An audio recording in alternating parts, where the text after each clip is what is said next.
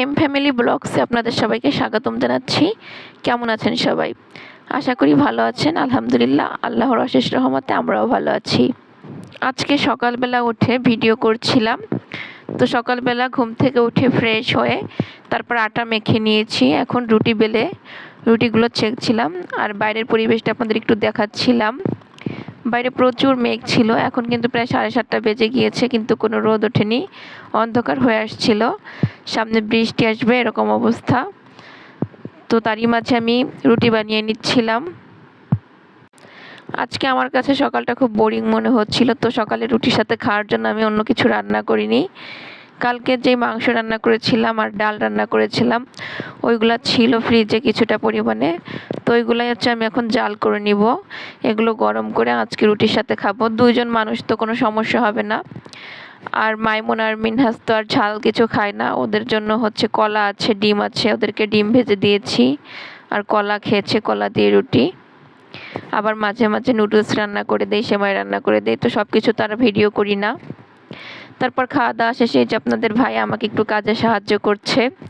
10 KG আটা কিনে নিয়ে এসেছিল একবারে, তো আটাগুলো আমাকে বয়মে ভরে দিচ্ছিল।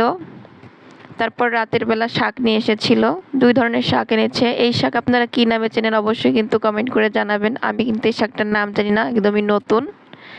আর এদিকে পুঁই শাক এনেছিল। এই নতুন শাকটা আমি আগে দেখেছি, আবার খেয়েছিও, তবে ভালো করে আমি এটার নাম জানি না। এক একজন এক এক নামে ডাকে, আপনারা কী নামে ডাকেন অবশ্যই কিন্তু কমেন্ট করে জানাবেন। এরপর তো বাইরে প্রচুর বৃষ্টি শুরু হয়ে গিয়েছিল, ভালোই লাগছিল পরিবেশটা। এরকম পরিবেশে আমার কাছে তো যখন গ্রামে থাকতাম তখন বৃষ্টি নামলে কাঁথা গায়ে দিয়ে ঘুমিয়ে যেতাম, খুবই ভালো লাগতো। টিনের ঘরে যখন এরকম বৃষ্টি নামে রিমঝিম শব্দে ঘুমাতে খুবই ভালো লাগে। তো সেই স্মৃতিগুলো আমার মনে পড়ছিল আর আমি বৃষ্টি দেখছিলাম দাঁড়িয়ে দাঁড়িয়ে, একটু ভিডিও করে নিয়েছিলাম।